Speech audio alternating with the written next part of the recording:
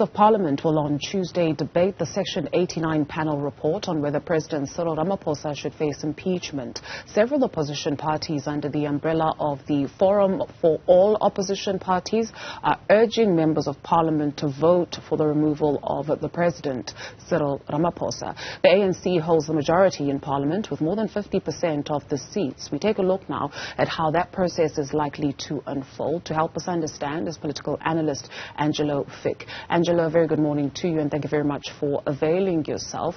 In taking a look at what could possibly transpire on the 6th of December, perhaps let's revisit this moment when Justice Ngcobo was explaining the enormity of the process of removing a sitting president through this motion. Let's take a look, listen at this.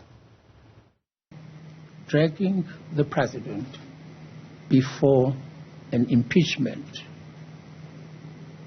process is a huge decision. It cannot be done on flimsy grounds.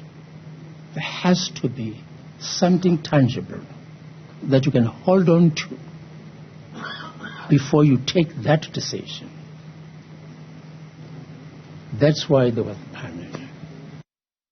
Impeachment cannot happen on flimsy grounds. Given the reaction that has since come through with some sectors of the population believing that the report is flawed, whether they're using the argument that even the panel notes that some of the information is hearsay, how should we understand all of these conversations that are happening, but in particular, the resistance to the report from some sectors of society? What do you perceive is happening there? Good morning, Ms. Ramela. I think what we're sitting with here is a situation where the process has to unfold, and it is now up to parliamentarians to decide whether or not they believe the president has indeed seriously violated, or whether there is a case to be made that he must defend himself to indicate that he did not seriously violate the Constitution and the law as indicated and as asked about in the report. So the report does not come to a conclusion that says the President did in fact do this. The report suggests that the events as related by the President in his submission to the committee does not cohere around an adherence to the rule of law or an adherence to the defense of the Constitution. And this is because the law is not just about preventing people from doing things wrong, it also compels public officials and the President as the head of state to perform certain positive actions around reporting crimes to the Priority Crimes Division and following the letter of the law in terms of, reporting and getting a crime investigated through the SAPS rather than any parallel processing may have followed.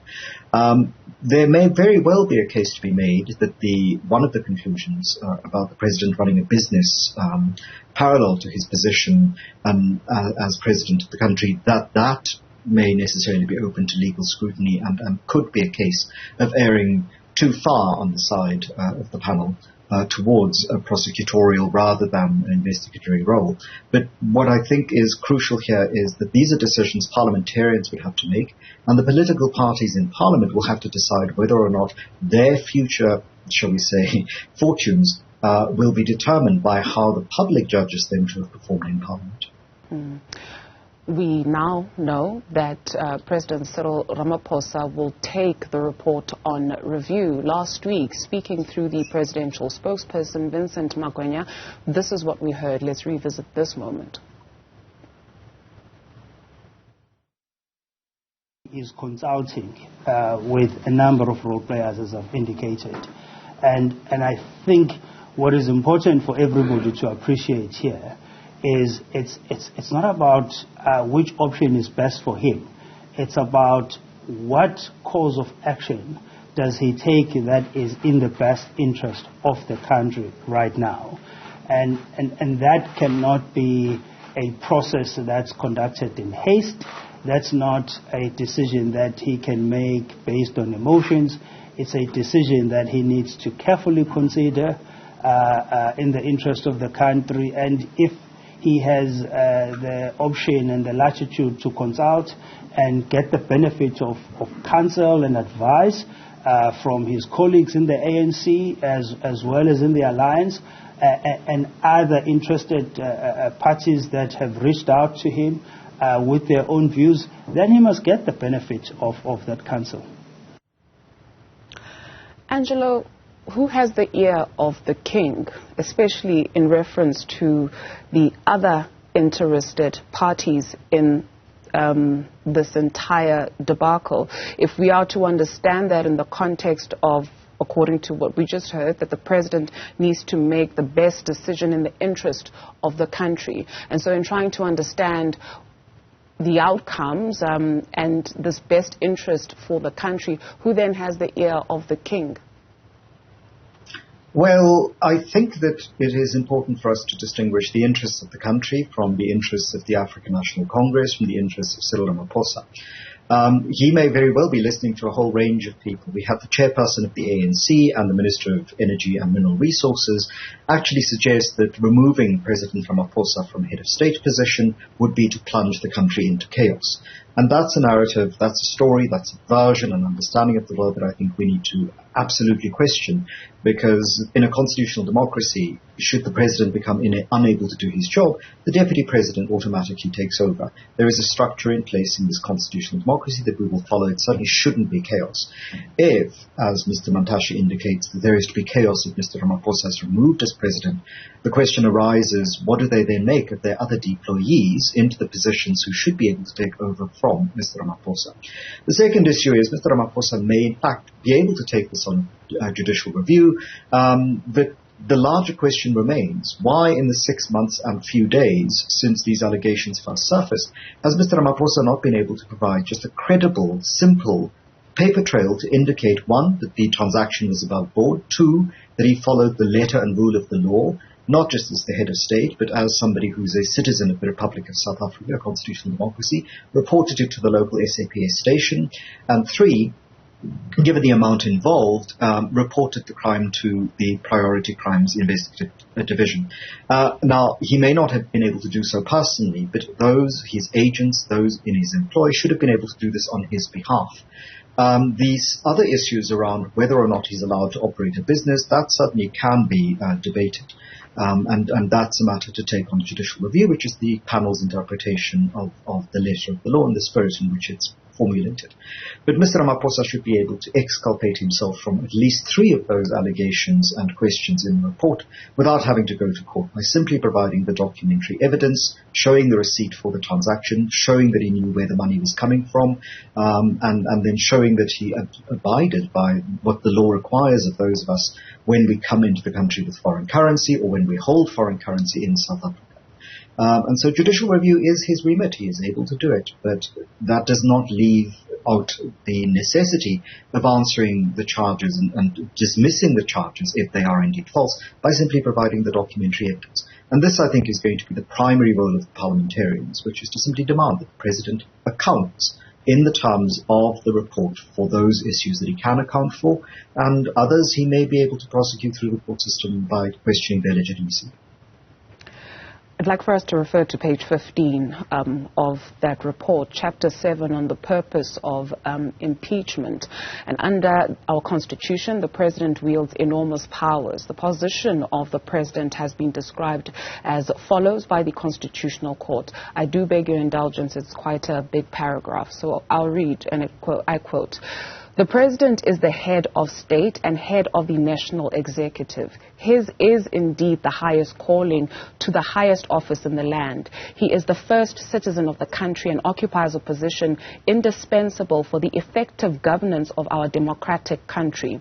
Only upon him has the constitutional obligation to uphold, defend, and respect the Constitution as the supreme law of the Republic being expressly imposed. The promotion of national unity and reconciliation falls squarely on his shoulders, as does the maintenance of orderliness, peace, stability, and devotion to the well-being of the Republic and all of its people.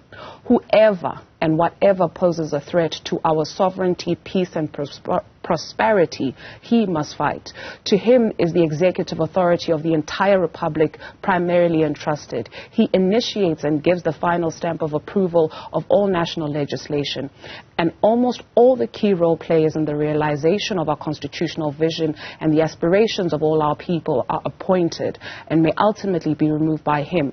Unsurprisingly, The nation pins its hopes on him to steer the country in the right direction and accelerate our journey towards a peaceful, just and prosperous destination that all other progress-driven nations strive towards on a daily basis.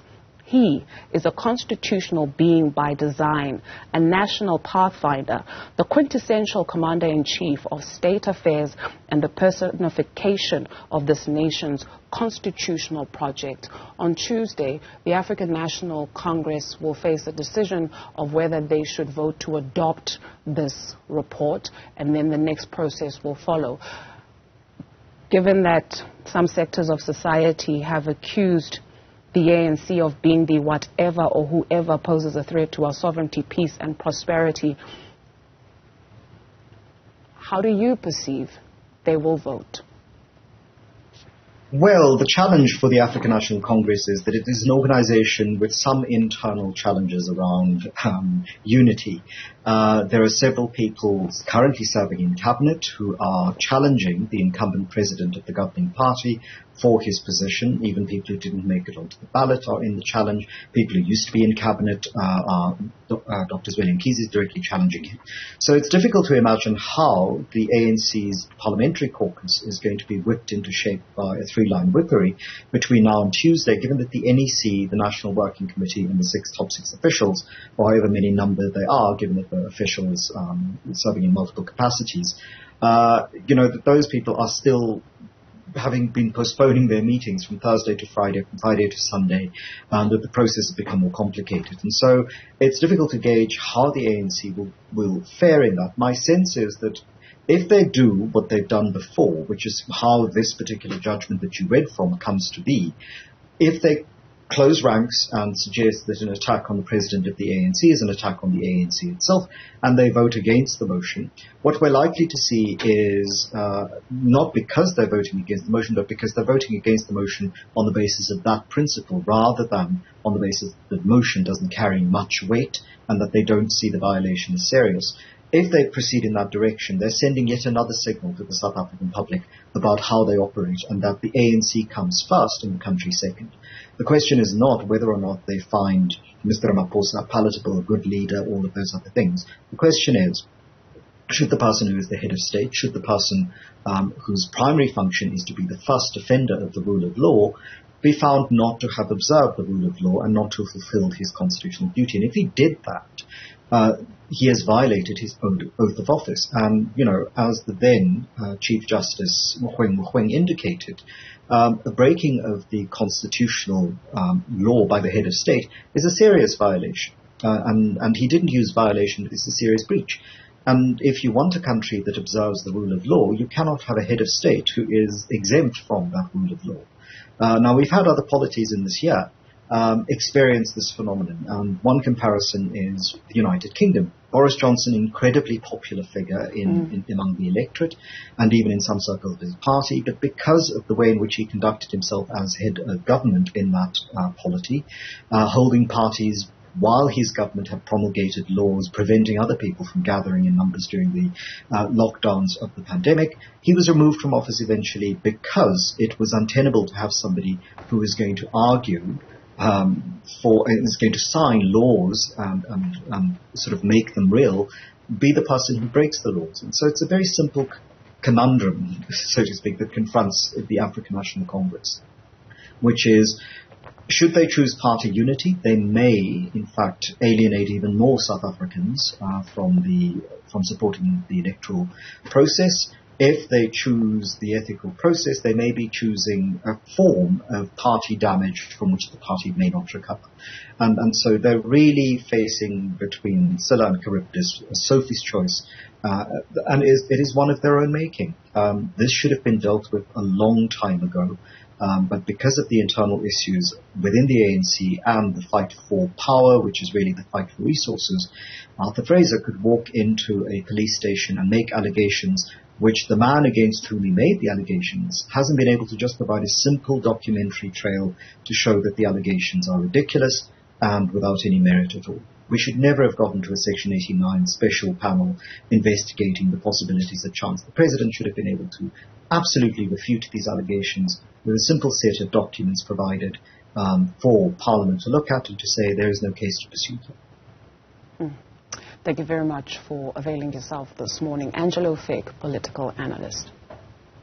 This reminds you